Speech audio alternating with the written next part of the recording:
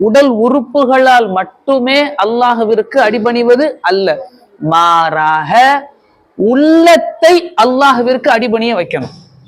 நல்ல கவனிங்கம்மா, என்னுடைய உள்ளத்தை, என்னுடைய சிந்தனையை, என்னுடைய அறிவை அல்லாஹ்வின் கட்டளைக்கு அடிபணிய வைக்கணும். அல்லாஹ் ஒரு விஷயத்தை சொல்லிட்டா அத உள்ளத்தால் ஏற்றுக்கணும். சொல்ல புரியுதாமா?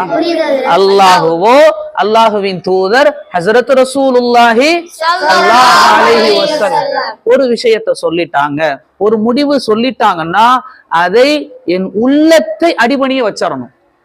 அதுக்கு காரணம் தெரிஞ்சுக்கலாம் தாராளம்.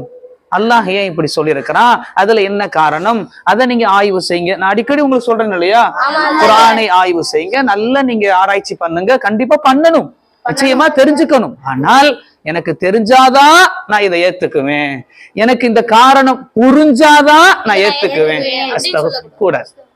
அல்லாஹ்வுடைய கட்டளைன்னு வந்துருச்சுன்னா, இப்ப உதாரணமா ஆண்களுக்கு தங்கம் அணியலாமா? ஆண்கள் அணியலாமா? சின்ன பசங்க ஹராமானது கூடவே கூடாது, இல்லவே இல்லை. அதாவது ஆண்களுக்கு கிடையாது. அல்லாஹ்வுடைய தூதர் தெளிவா தடுத்த ஒரு விஷயம். சின்ன பசங்களுக்கு மட்டும் போட்டுக்கிறோமே, யாருக்குமே ஆண் வர்க்கத்தினருக்கு தங்கம் ஹராம், கூடாது. இப்ப நீங்க ரிசர்ச் பண்ணலாம், எதனால அல்லாஹ்வுடைய தூதர் தங்கத்தை ஆண்களுக்கு கூடாதுன்னு சொல்லியிருக்கிறாங்க.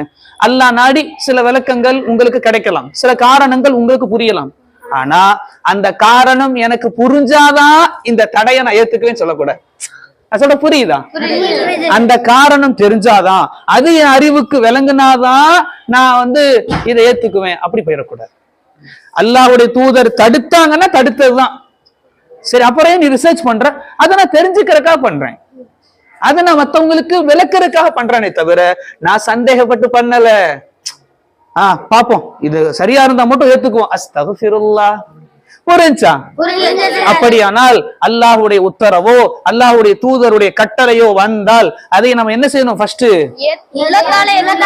இப்ப சொல்லுங்க, இஸ்லாம் என்பது உள்ளத்தை அடிபணிய வைப்பது. உள்ளத்தை அடிபணிய வைப்பது. இப்ராஹிம் அலைஹிஸ்ஸலாம் இருக்காங்கல்ல, இப்ராஹிம் நபி, அவங்கள பத்தி அல்லாஹ் சொல்றான், இஸ் கால லஹு ரப்புஹு, படைச்ச அல்லாஹ் இப்ராஹிம் நபி இடத்துல அஸ்லிம், இப்ராஹிம் அலைஹிஸ்ஸலாம் கட்டுப்படுங்க, அடிபணிங்க, கீழ்படிங்கன்னு சொன்னால், கால இப்ராஹிம் நபி சொல்லுவாங்க, அஸ்லம்து, கட்டுப்பட்டுட்டேன் யா அல்லாஹ், இந்த அடிபணிச்சுட்டேன் யா அல்லாஹ். அப்ப இஸ்லாம் என்றால் வெறுமென உடல் உறுப்புகளை அடிபணிய வைப்பது மட்டுமல்ல, உள்ளத்தை அடிபணிய வைப்பது. புரிஞ்சா நான் சொன்ன விஷயம்? அல்ஹம்துலில்லாஹ். சொல்லு.